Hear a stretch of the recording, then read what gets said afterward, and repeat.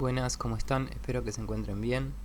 A continuación paso a hacer un comentario del texto de Georg von Wright, Ciencia y Razón, correspondiente a la unidad 1 de la materia y a la primera semana de clases. Se trata de un texto que es un extracto de una ponencia que este filósofo finlandés presenta en el Congreso Internacional de Filosofía que se realizó en Córdoba, Argentina, en el año 1987. Los objetivos del trabajo los enuncia al comienzo. Él dice que los motivos que lo mueven tienen que ver, por un lado, con un intento de comprender las características básicas de la ciencia, así como de la imagen del mundo que ésta suscita, y el segundo tiene que ver con un deseo de evaluar los efectos que la ciencia tiene sobre la vida, efectos materiales, a través de la tecnología y la forma de producción industrial. A continuación nos plantea las características centrales de lo que entendemos por racionalidad científica. Nos dice que lo que usualmente asociamos como racionalidad tiene que ver en general con una idea de la consistencia argumental, una capacidad predictiva, una capacidad de control del curso de los hechos en la naturaleza circundante, y son todas características propias de la ciencia occidental, esta ciencia que se viene desarrollando desde el Renacimiento y el Barroco hasta nuestros días. Gracias a las facultades explicativas y predictivas que tiene esta ciencia occidental, alcanzó resultados muy grandes en el ámbito tecnológico, que han ejercido a su vez cambios y efectos profundos en nuestras vidas, en la vida del género humano en general, ¿sí? En la medida en que estos efectos han sido provechosos y bienvenidos, han a su vez contribuido a aumentar el prestigio que tiene la ciencia y el prestigio del tipo de racionalidad que el pensamiento y la praxis científica incorporan, ¿sí? Sin embargo, más allá de estos beneficios y estas cosas positivas, no se puede negar que las transformaciones de la vida logradas también a través de la ciencia y la tecnología no son siempre beneficiosas. De hecho, los estados industriales enfrentan problemas graves vinculados a el envenenamiento del medio ambiente, ¿no? Las crisis climáticas. Nuestro estilo de vida, por otro lado, suscita reacciones en forma de alienación y estrés, dado la actual forma de producción y de vida, ¿no? Y la burocratización del trabajo y las instituciones. Por otro lado, la escasez de recursos naturales también ante el crecimiento de la población a nivel mundial, y en mediano menor la amenaza de guerras, ¿no? Y armas de destrucción masiva.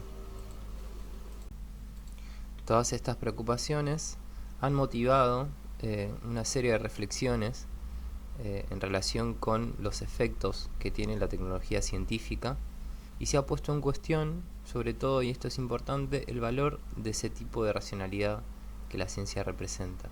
La discusión en relación con la racionalidad es uno de los temas centrales de la filosofía, pero también de la sociología, de la antropología cultural. Quizás es un debate que ha ocasionado más confusión que claridad, pero al menos nos ha enseñado algo, y es que la racionalidad humana es algo multidimensional, es decir, que no tiene un único sentido, ¿sí? No hay un solo tipo de racionalidad, sino que cuenta con muchos aspectos que no son justamente el hegemónico, ¿sí? Aquellos que han alcanzado su plena madurez en la ciencia occidental. El autor nos dice que una de las facetas de este aspecto múltiple se puede expresar mediante el uso diferenciado de las palabras racional y razonable. Y acá aparece una distinción que propone este autor entre racionalidad y razonabilidad. ¿En qué reside la diferencia entre una y otra?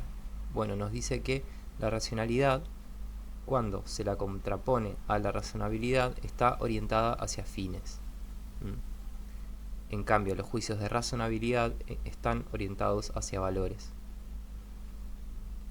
Acá es interesante, pensar en el marco de la discusión ética en relación con medios y fines, ¿no? Esto nos puede llevar a pensar en las corrientes de ética más relevantes que vamos a estudiar en la segunda unidad, que son el utilitarismo y la deontología. Uno que se enfoca sobre todo en las consecuencias de la acción y considera que el carácter moral de la acción radica en las consecuencias, y el otro, la deontología, que plantea que el carácter moral de la acción radica más bien en el principio que la guía, en el valor, ¿no? Por último dice que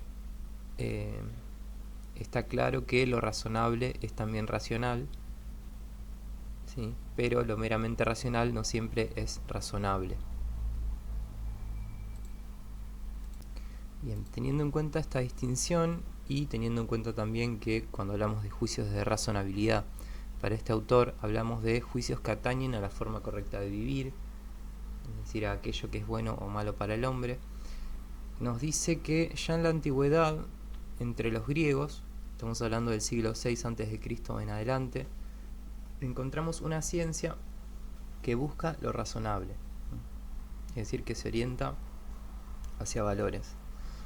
La actitud espiritual que sirve de fundamento a la ciencia o especulación griega es la convicción de que el espíritu humano es por naturaleza capaz de descifrar el logos de las cosas, ¿no? Esto de por naturaleza es importante. Quiere decir que para los griegos, por naturaleza, el ser humano es capaz de entender el ordenamiento propio de las cosas, ¿sí? El mundo para los griegos era un cosmos, ¿sí? Y en cuanto tal era bueno y hermoso, ¿no? Por eso se habla de eunomía, y por eso la ética griega era una ética, eudaemónica. Esto es, quiere decir que está vinculada con la arete o la excelencia, entendida como entender el lugar que uno ocupa en el universo, ¿sí? En el caso de la dimensión de la polis, se puede hablar de un microcosmos que refleja el macrocosmos de la naturaleza, donde cada cosa tiene un lugar predeterminado. Por eso la perfección o la arete implica poder desarrollar esa cualidad que es propia, ¿sí? De la mejor manera. El autor nos dice: a través de un extraño giro del pensamiento griego, ese orden cósmico fue concebido como un modelo ideal que el derecho del Estado tendría que imitar y reflejar. Como venía diciendo recién, ¿no? La polis de algún modo es el reflejo, ¿sí? A nivel micro de esa totalidad armoniosa, y en esa medida tratar de comprender el orden cósmico significaba atender a señales e indicaciones para una correcta conducción de la vida y para la organización de la comunidad humana. Alcanzar tal comprensión no significaba tanto lograr conocimiento como alcanzar sabiduría. Se trata en última instancia de poner en armonía la propia vida con sus condiciones naturales. Entonces, una armonía entre lo ontológico y lo ético. Hace aproximadamente unos 10.000 años se produce un cambio muy profundo en las formas de vida de los hombres, que tiene que ver con el surgimiento de la agricultura. Como ustedes sabrán, más o menos en ese periodo dejamos de ser nómades y nos asentamos, ¿sí? Lo que dice este autor es que a raíz de ese cambio aparece una forma de racionalidad diversa de la que floreció luego en Grecia, ¿sí? que recién mencionábamos, y que se trata de el uso de la razón orientada hacia fines, ¿sí? ¿Qué pasa? Dada, digamos, la forma de vida nómade gregaria, se vuelve necesario prever cambios y irregularidades en el transcurso de los acontecimientos naturales para poder adoptar medidas para aprovechar, controlar y direccionar esos hechos, ¿sí? Con la mira puesta en fines humanos. Este tránsito a la agricultura significó, ¿sí? De manera conjunta el fomento, la fabricación y la utilización de herramientas, y con ello el desarrollo de un nuevo tipo de hombre, ¿sí? El homo faber o artesano. Desde su origen, este homo faber entonces está en un vínculo directo con la técnica, entendida como producción de artefactos de cualquier tipo. Además, se puede distinguir, nos dice el autor, entre técnica y tecnología. La tecnología es la técnica más las habilidades fundadas en conocimientos científicos, en el conocimiento del logos de la tecne. Acá, si lo analizamos etimológicamente, el término tecnología, tecne es técnica y logos es fundamento, ¿sí? Orden, discurso, etc. Podemos pensar también, para hacer gráficos, en la distinción entre, por ejemplo, una persona que se dedica a ensamblar teléfonos celulares y otra persona que se dedica a, de algún modo, desarrollar los componentes que forman parte de ese teléfono que luego va a ser ensamblado, ¿no? Uno tiene un conocimiento más vinculado a lo técnico y el otro, teniendo también un conocimiento técnico, tiene además un conocimiento de los principios racionales, ¿no?, que fundamentan esa habilidad técnica o práctica. El autor nos dice luego que existen pruebas acreditadas de que es posible una técnica altamente desarrollada sin un fundamento científico, y esto es interesante, que podemos pensar ejemplos históricos, y también de que puede darse una ciencia refinada sin contribución tecnológica. Y este es el caso de la ciencia griega, ¿no? Una ciencia que, sin estar aparejada de un desarrollo en el ámbito de la tecnología, ¿sí?, los griegos no contaban con grandes tecnologías, sí se dio un gran desarrollo, ¿sí?, en términos de una ciencia refinada, abstracta, compleja. La ciencia griega, dice el autor, es un ejemplo de esto último. Es un tipo de ciencia que incorporaba, dice, la racionalidad del Homo sapiens, pero no la del Homo faber, que no tenía un gran vínculo con la técnica. La primera, dice el autor, la racionalidad del Homo faber del Homo sapiens es sabiduría, mientras que la segunda es habilidad. También nos dice, podría referirme a ese dualismo con las palabras natural y artificial. La ciencia griega antigua contemplaba lo natural, mientras que la técnica se ocupa de lo artificial. Mucho más cerca ya de nuestro tiempo, en los siglos XVI y XVII, se da el nacimiento de la nueva ciencia a partir de la revolución científica, que brinda tres grandes contribuciones al corpus de conocimientos científicos y a la creación de una nueva imagen del mundo. Estas tres grandes contribuciones fueron la astronomía heliocéntrica, los progresos en matemáticas y un nuevo marco conceptual para la mecánica, es decir, para la física. Tres rasgos fundamentales de la imagen del mundo que esta nueva ciencia trae aparejados y que hoy en día siguen presentes son, por un lado, una nueva concepción sobre la relación entre el hombre y la naturaleza, una separación, ¿sí?, un nuevo concepto de naturaleza en la cual la naturaleza se convierte en un objeto y el hombre en un sujeto y un actor. El hombre se enfrenta a la naturaleza, ¿sí?, se le opone como un observador, pero además como su manipulador, ¿sí? A partir de esta objetivación de la naturaleza rigurosa se emerge también una separación entre hechos y valores, entre descripción y prescripción, entre el ser y el deber ser.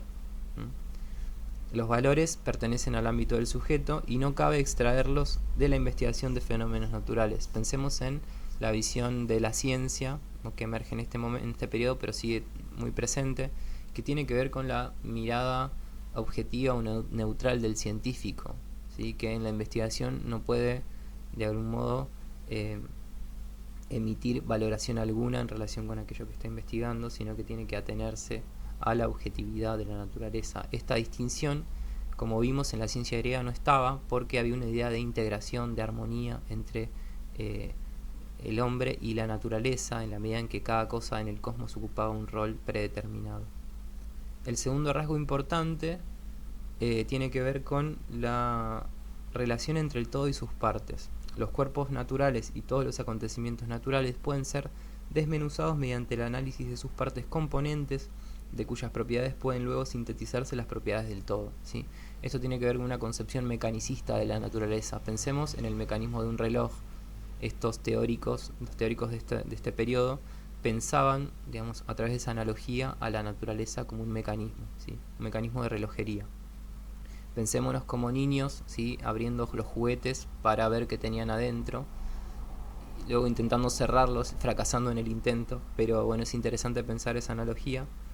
el análisis es la descomposición en partes de un objeto para analizarlo por separados, y la síntesis es la vuelta a unificar esas partes, la recomposición para tener, digamos, un conocimiento más profundo de los mecanismos internos de eso que se está analizando. El tercer rasgo es el experimento. El teórico principal del método experimental fue Francis Bacon, ¿bien?, para quien el experimento es sobre todo una búsqueda sistemática de causas mediante repetición, eliminación y control de sus efectos. Pensemos el vínculo que tiene, ¿no?, con esta cuestión de la técnica, ¿sí?, de la manipulación. La actitud frente a la naturaleza es, nuevamente, está relacionada con la manipulación, ¿sí? Como vimos, como mencionábamos, la ciencia griega era ajena a esta idea de manipulación, ¿sí?, porque se pensaba en términos de armonía. Pero en cambio, esto sí era una característica que aparecía en la magia medieval, ¿sí?, en el animismo, y en esta idea de que el hechicero o el brujo podía trastocar, modificar, ¿sí?, transformar la naturaleza en función de intereses humanos. Y en esta racionalidad de fines, ¿sí?, enfocada en fines, se encuentra representada la forma de la racionalidad que asume la ciencia nueva, es decir, hay una herencia, ¿sí?, propia de estas concepciones medievales, que sí aparecían en esas concepciones medievales y que la hereda la ciencia nueva. Desde el comienzo está ligada esta ciencia nueva a las expectativas de una ganancia tecnológica, ¿no?, en esta idea de que a través de la manipulación y de la comprensión de los mecanismos propios de la naturaleza se puede adquirir cada vez más ganancia tecnológica, esta idea de progreso, ¿no?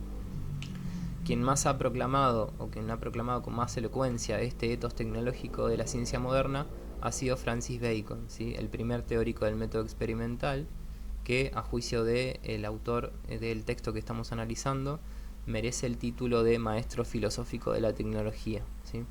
Hay que mencionar también, ¿sí?, que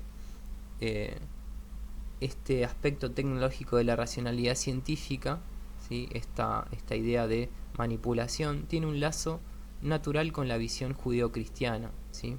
¿En qué sentido? Bueno, respecto de la relación, la noción del puesto que ocupa el hombre en el mundo creado por Dios, ¿sí? Recordemos que en el primer capítulo del Génesis se dice que Dios crea al mundo a su imagen, Dios crea al hombre a su imagen, dándole poder sobre las bestias, sobre la tierra, etcétera, ¿no?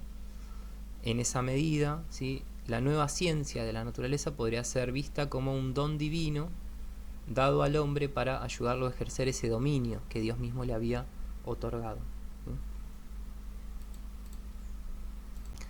A diferencia de la visión tradicional, ¿sí?, de la concepción mágica de la naturaleza, que entendía que esta estaba poblada de fuerzas místicas que hechiceros y brujas podían ordenar, la visión mecanicista de la naturaleza aparece desespiritualizada, una naturaleza que es objetivada, ¿sí?, o lo que Max Weber llama desencantamiento, ¿sí?, la idea de un desencantamiento, ¿sí?, y básicamente la naturaleza aparece como un objeto a ser conocido, ¿sí?, como un terreno fértil que el hombre de conocimiento tiene que, digamos, modificar, ¿sí?, e ir conociendo gracias a las herramientas de la ciencia.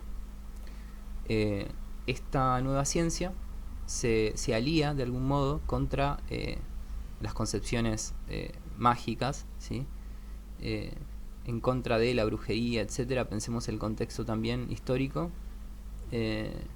para que de algún modo el Dios del cristianismo, ¿sí?, en cuanto a espíritu supremo, permaneciera como Señor único del universo. Pensemos en este marco la obra de los racionalistas del periodo, por ejemplo René Descartes.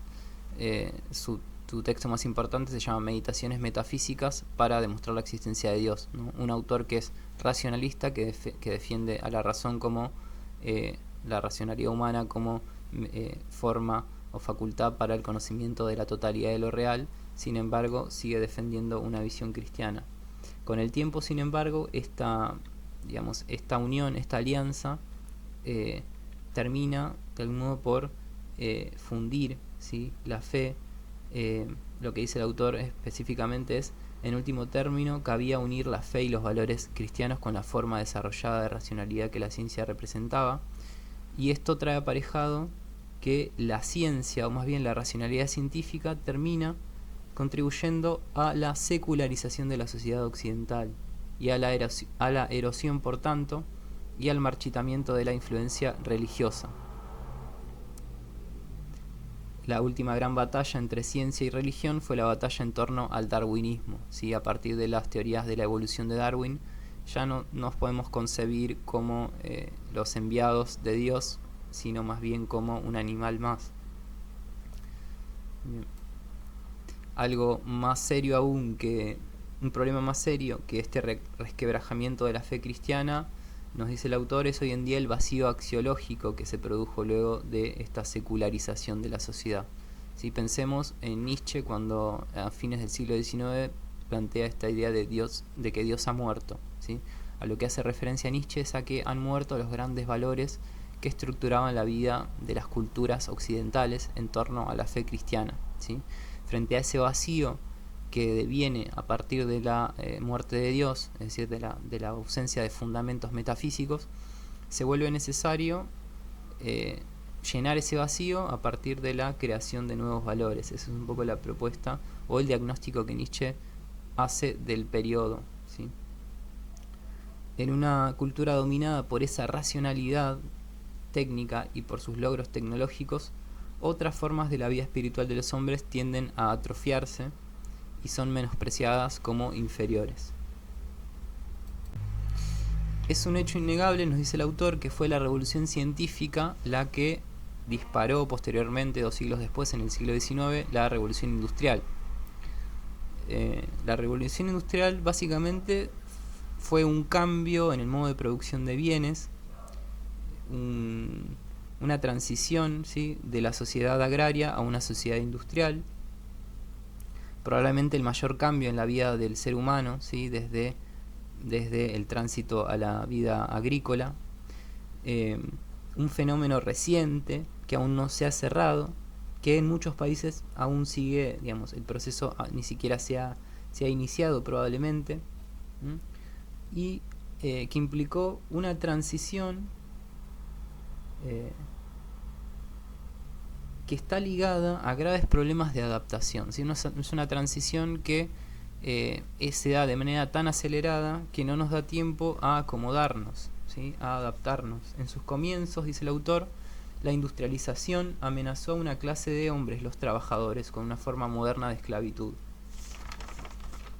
¿sí? Y hoy en día tenemos otra revuelta de esclavos en puertas, nos dice, que tiene que ver con la naturaleza, con que la naturaleza conquistada y esclavizada, ¿sí?, en estos ideales del nuevo mundo, de la ciencia moderna, toma venganza de su dominador, ¿sí?, este hombre tecnológico, como, bueno, podemos verlo con las crisis ambientales y civilizatorias actuales: la erosión de la tierra, la polución del aire y del agua, el amenazante agotamiento de recursos naturales no renovables. Estos son los problemas que tiene que enfrentar el Estado industrial, y no son los únicos, hay otros de igual y mayor seriedad, de naturaleza psicológica y social. La erosión de los valores, ¿sí?, que tradicionalmente eran fundamento, ¿sí?, de nuestra vida social, ética, ¿sí?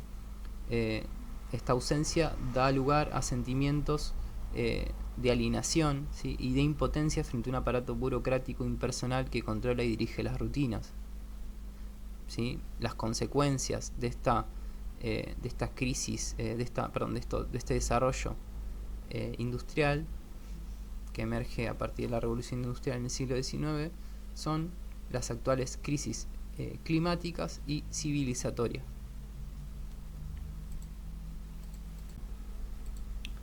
En vista de estos males y amenazas al bienestar humano, cabe preguntarse entonces si este estilo de vida que ha fomentado el desarrollo de la tecnología de fundamento científico, junto con este modo de producción industrial, es adecuado para el hombre, para el ser humano, en términos biológicos. Einstein expresó esta preocupación ya diciendo que lo trágico del hombre moderno se encuentra en que ha creado para sí mismo condiciones de existencia para las cuales no está maduro, ¿sí? Esta tragedia está llamada a perdurar, y de ser así, el final puede ser el autoaniquilamiento de la especie humana, ¿sí? Esto nos dice el autor. Es interesante considerar las posibles repercusiones que esta industrialización exacerbada, ¿sí?, y otros desarrollos técnicos pueden tener sobre las instituciones y las formas de organización social. Es importante preguntar si las formas de gobierno democrático y las libertades individuales sobrevivirán a las transformaciones del estilo de vida, ¿sí? Pensemos, este texto es de 1987, todavía no existían ni siquiera las redes sociales, ¿sí? Pero, digo, es incluso todavía más acertado, me parece, hoy en día pensar estas cuestiones. Los ideales de la democracia y la libertad que se han desarrollado en la civilización occidental reposan sobre dos presupuestos. Esto me parece importante, ¿sí? El primero es que el ciudadano corriente esté en condiciones de formarse independientemente una opinión sobre los asuntos públicos, ¿sí?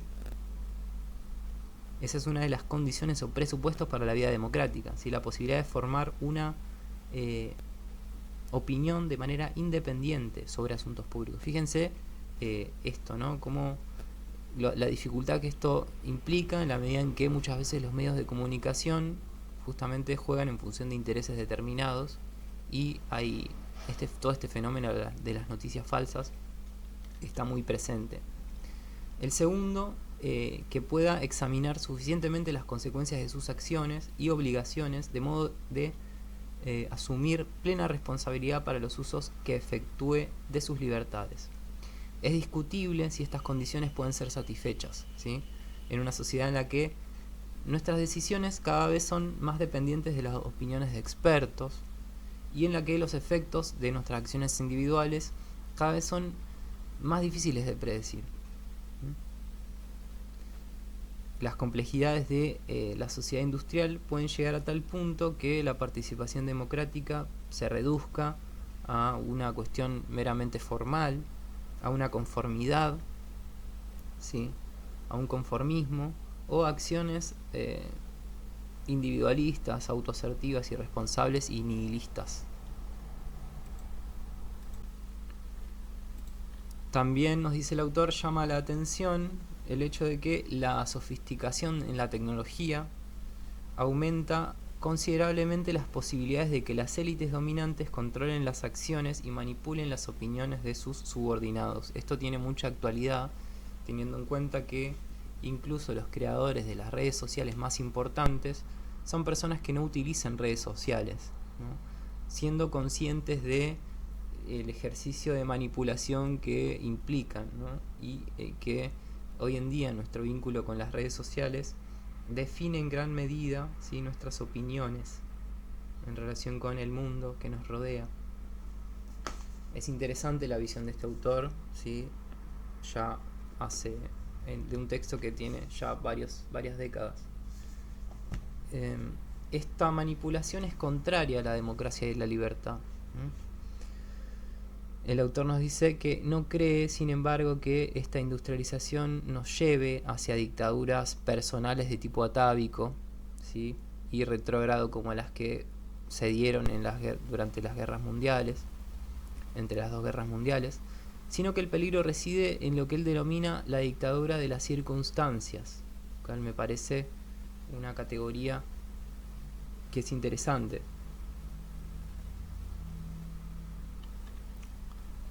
Por otro lado, nos dice que es notable que pasara tanto tiempo, ¿sí?, desde los comienzos de la revolución industrial hasta hoy en día, ¿sí?, por lo menos hasta las guerras mundiales, antes de que la ciencia se integrara firmemente en la estructura social producida por la revolución industrial, ¿sí? La ciencia no forma parte de la estructura del Estado hasta el desarrollo, después de la Segunda Guerra, de la bomba atómica. Y esto implica una gloria, ¿sí?, una gloria dudosa que se ganó la ciencia para sí, ¿sí?, cuando muchos de sus representantes más prominentes estaban comprometidos en una empresa que posteriormente resultó en una amenaza mortal para la vida, para toda la raza humana, ¿no? Esta integración de la ciencia en las estructuras del Estado ha logrado grandes beneficios para sentar las bases materiales de la vida en los estados actuales, industriales. ¿Sí? El respaldo financiero a la ciencia hoy en día es mucho mayor de lo que lo fue antes de la guerra, y el número de personas que trabajan en investigación y en formación científica ha crecido enormemente. ¿Sí? Estos desarrollos son bienvenidos, pero traen aparejados, nos dice el autor, ciertos peligros que tienen que ver con que la ciencia hoy en día corre el riesgo de convertirse en un rehén de los poderes estatales e industriales, y en la medida en que gran parte de las decisiones que se toman en el ámbito científico son influidas por la actualidad política y las necesidades de la economía y bueno, en fin, la obediencia de la comunidad científica a los intereses nacionales queda asegurada no por la Inquisición, sino a través del tesoro. ¿Sí? La ciencia necesita dinero, y la ciencia de alto nivel mucho dinero. Entonces, el criterio con el cual se toman decisiones en ciencia pasa sobre todo por una cuestión económica y no tanto por una cuestión epistemológica o de búsqueda del conocimiento o de la verdad. ¿Sí?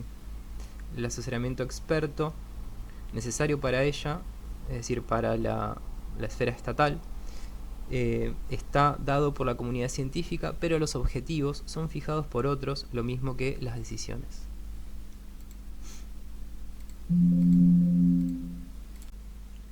Hoy en día forma parte del sentido común el hecho de que para todas las naciones, para todos los estados, es necesario mantenerse a la delantera en el ámbito científico y tecnológico, ¿no?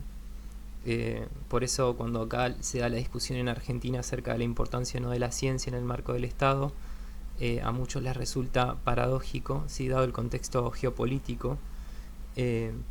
Se habla de que es necesario mantenerse a la delantera, ¿sí? Que hay beneficios en mantenerse en la delantera, ¿sí? Y retrasarse implica un desastre, ¿sí? Pero es interesante preguntarse en qué sentido se puede pensar estos beneficios de estar a la delantera en el desarrollo industrial, y cuáles son las consecuencias, ¿sí? De no estar a la delantera. Los argumentos que se utilizan para hablar de estos beneficios son descritos vagamente, dice el autor, como un mayor nivel de vida o de bienestar material, ¿sí? Pero en muchos países de Occidente, que nosotros ya conocemos, ¿no? Como por ejemplo Estados Unidos, donde los niveles de vida, los niveles materiales sobrepasaron ese mínimo necesario para una vida confortable y digna, ¿sí? Es dudoso que se pueda seguir manteniendo esa argumentación, porque justamente ¿no? Ya se alcanzó ese nivel de vida buscado, ¿sí? ¿Qué se busca más allá de eso? Bueno, me parece que los argumentos ahí pasan por cuestiones que tienen que ver con el poderío, ¿no?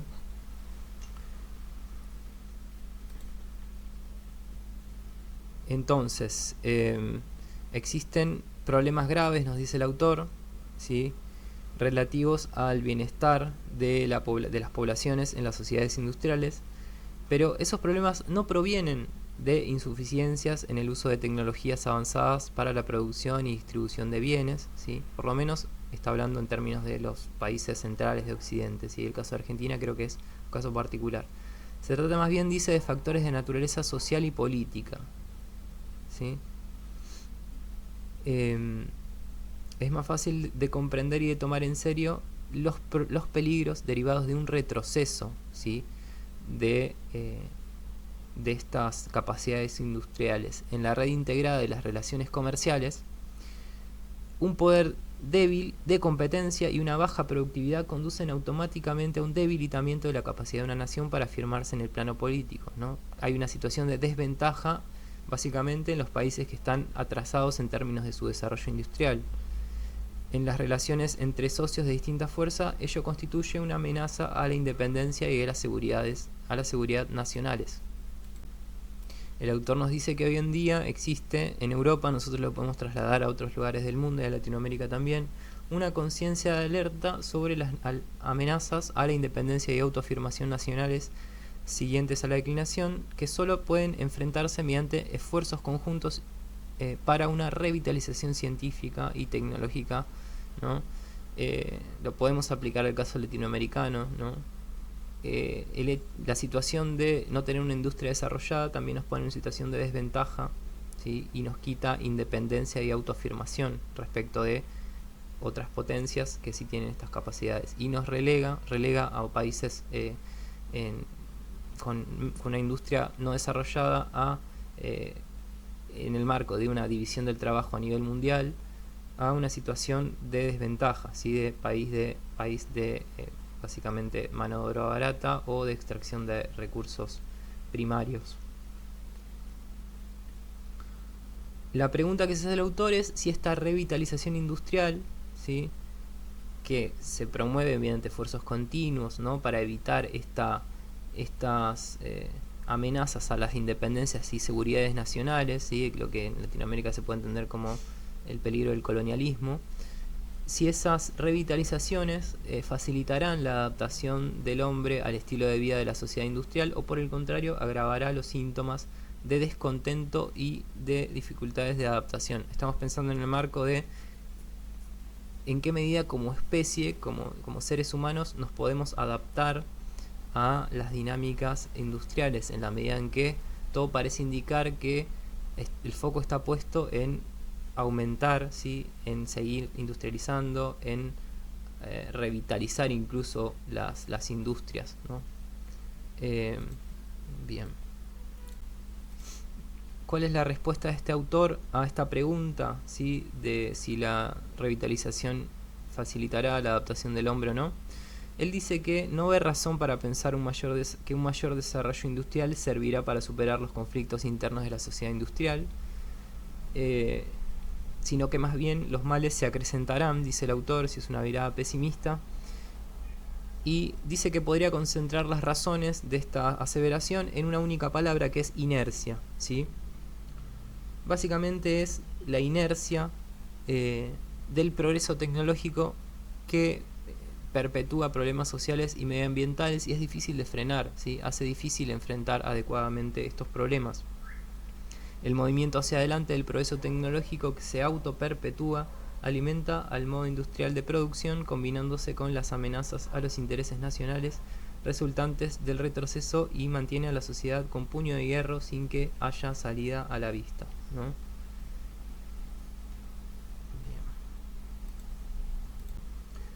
A su vez,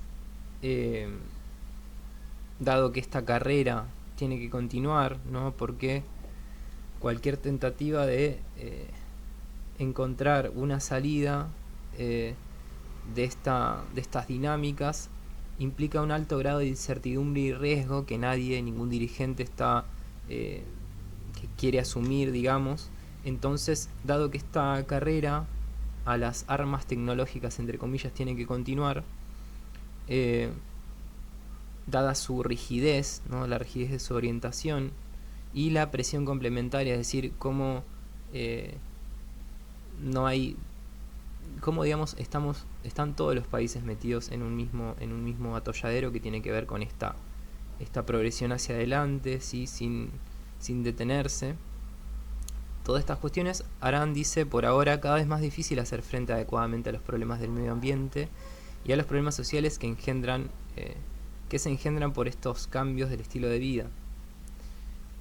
Y algo que es interesante que plantea el autor es que las amenazas suscitadas por la industria posiblemente serán contrarrestadas, dice él, no por cambios introducidos en las formas de producción, sino más bien por contratecnologías.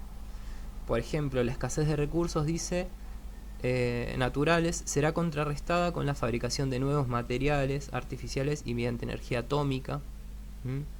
Las amenazas a la seguridad manifestadas en criminalidad, sabotaje y terrorismo serán enfrentadas con controles más severos, con la vigilancia de los individuos, así como con el uso más eficiente de los poderes de coerción del Estado, ¿no?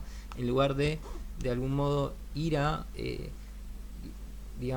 resoluciones que tienen que ver con los valores, ¿sí? o con los problemas estructurales, con un giro, ¿sí? un cambio en la modalidad de producción.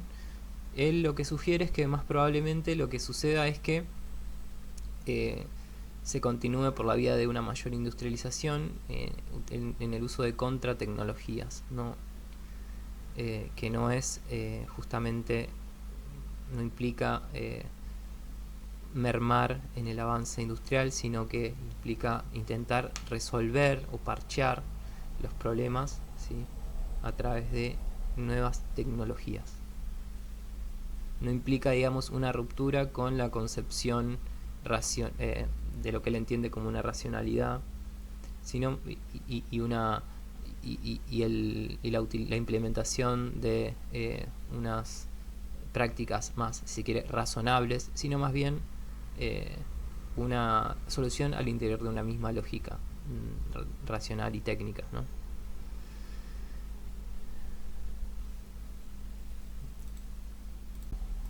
Otro problema tiene que ver, digamos, otro problema que debe encarar la sociedad industrial, ¿sí?, que probablemente sea más grave que el del medio ambiente y las materias primas, nos dice el autor, concierne a las relaciones laborales. Y él piensa específicamente en las consecuencias que pueden tener a largo término la automatización y robotización del trabajo que producirá la tecnología, ¿no?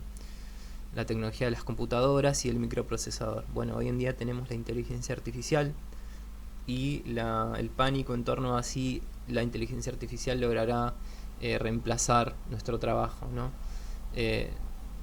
Desde que el autor escribió el texto han pasado varias décadas y hasta ahora no tenemos robots que trabajen para nosotros, ¿sí? Tenemos el chat GPT y demás, pero a su vez también sabemos que tiene ciertos límites, ¿no? Por ejemplo, el chat GPT no puede crear nociones nuevas, ¿sí?, y tampoco puede aplicarlas.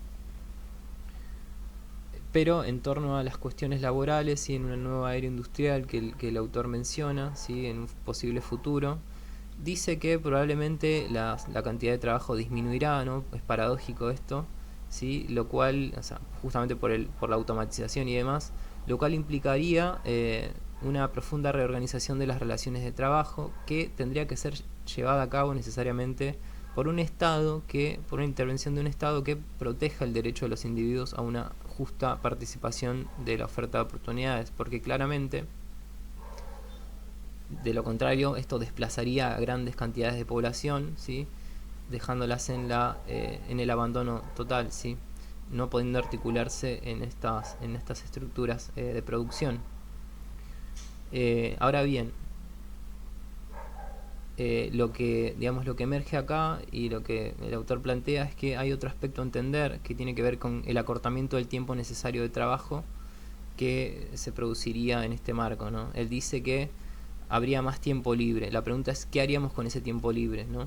En algunos casos, dice, será usado sin duda para actividades creativas, ¿sí?, hobbies y estudio, pero en otros casos, dice él, se profundizará el sentimiento de alienación y de falta de sentido de la vida. Yo pienso esto en el marco de los años recientes en relación con la pandemia, ¿no?, cuando teníamos tiempo libre y traía toda una serie de problemas. Lo que él dice es que esta falta de sentido de la vida y esta alienación se produciría especialmente en aquellas personas para las cuales la mayor felicidad consiste en el goce de bienes de consumo, ¿sí?, producidos en abundancia creciente por la industria expansiva. Por último, una reflexión del autor. Él nos dice que esta alienación del hombre en la sociedad industrial, que tiene que ver con una alienación frente a la naturaleza que ya mencionábamos, una separación, y luego con una alienación respecto a su trabajo, produce insatisfacción con el orden de cosas existentes, ¿sí? Y esta insatisfacción promueve también tentativas de revueltas o cambios, ¿sí? Y estos son justamente estas tentativas de revuelta, este clamor por nuevos objetos de adoración y demás, son los estados de ánimo que él sostiene que en donde radican los mayores peligros al mantenimiento de nuestras sociedades y a las formas democráticas. Él dice que su visión, él admite que su visión no prevé ningún futuro demasiado brillante, ¿sí?, pero incluso en ese sentido, si se cree que puede haber un futuro brillante, no se pueden negar los peligros, ¿sí? Y acá me parece que es importante la perspectiva que plantea el autor, ¿sí?, porque él dice que es indigno para el hombre racional aturdirse y desesperarse por el futuro, ¿no? Dice que la conciencia del peligro es una condición para superarlo. Esto me parece interesante, ¿no? En una actualidad en la cual estamos frente a situaciones en términos climáticos que son críticas y en términos civilizatorios también, poner poner, digamos, esas situaciones sobre la mesa, ¿sí? Verlas tal cuales son, implica de algún modo también poder enfrentarlas y superarlas, ¿no? Pero en la medida en que distorsionamos esas visiones, ¿no? esas cuestiones que ejercen una incidencia directa, ¿sí? En nuestras formas de vida, distraernos o negarlas no podría ser algo positivo. Él dice que hay conciencia hoy en día y esta conciencia aumenta, ¿sí?